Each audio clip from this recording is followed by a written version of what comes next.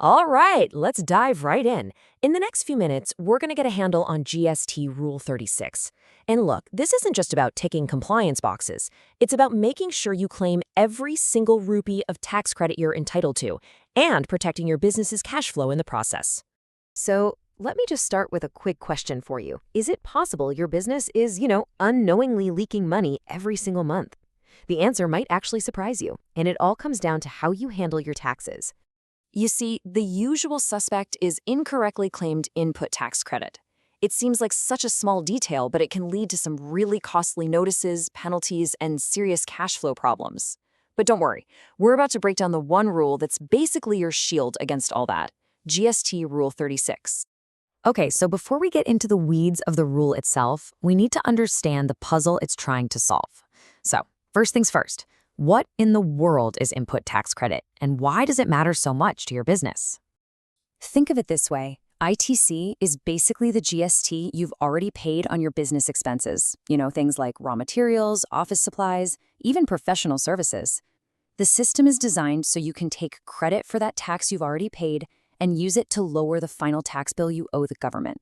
It's absolutely crucial for keeping your cash flow healthy. So, the big question is, how do you make sure you can claim every rupee of ITC you deserve? Well, that's where GST Rule 36 comes in. The best way to think about this rule is as your official playbook, the definitive map for navigating your ITC claims without a hitch. And let me be clear, this rule isn't designed to be complicated or to trip you up. Not at all. Its whole purpose is to provide clarity.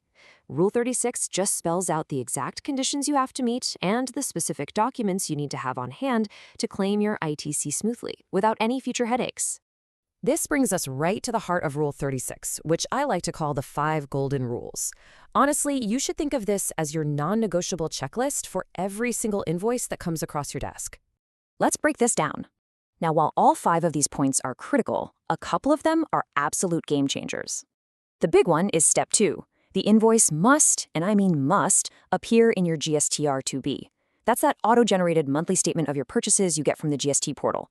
And don't sleep on Step 5. You have to pay your supplier within 180 days, or you'll actually lose the credit you already claimed. And this right here highlights the single biggest change we've seen in the world of ITC. And it was really designed to crack down on fake claims. See, back in the day, you might have claimed a provisional credit for an invoice that hadn't shown up yet. Well, that's gone. That's no longer possible.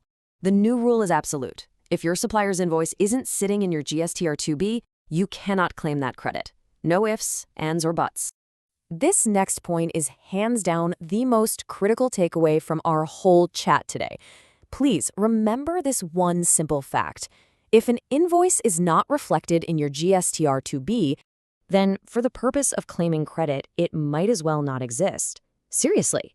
It doesn't matter if you have a perfect physical copy or if your supplier promises they'll file it tomorrow. No GSTR-2B reflection means no ITC. It is truly that black and white. Okay, so that's all the theory. But how does this stuff actually play out in the real world, in the day-to-day of running a business? Let's look at Rule 36 in action with a few common scenarios that you've probably run into yourself. This slide really brings home the real-world consequences. So in that first scenario, everything is done by the book, and boom, you claim the full 9,000 rupees credit. Perfect. But then look at the second case. Your supplier didn't file, so the invoice isn't in your GSTR-2B. The outcome is pretty harsh. You get 0 credit. And that third scenario? Oof. You delay paying your supplier past that 180-day mark. Not only do you have to reverse the 18,000 rupee credit you already took, but you also have to pay interest on top of it. That one really hurts.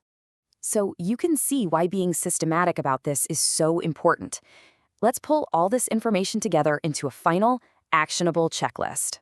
This is really about getting the process down pat so you can avoid these common pitfalls and just make sure your compliance is seamless. These are the mistakes that businesses make over and over and over again. The number one mistake, by a long shot, is claiming ITC without meticulously checking the GSTR-2B first. Other common traps include accepting invoices with a wrong GSTIN, trying to claim credit on something that's not even eligible, and of course, that 180-day payment rule we just talked about. Any one of these can land you in hot water. But hey, it doesn't have to be this complex. Your success formula is actually pretty simple. First, make sure you have a valid invoice. Second, always confirm that it's showing up in your GSTR-2B. And third, pay your supplier on time. You follow those 3 steps every single time, and your input tax credit will be secure. And so will your cash flow. So there you have it. The rules are clear, the process is pretty straightforward, but as we've seen, the stakes are high. You now have the checklist and the formula for success. So the final question is, are you ready to master your ITC?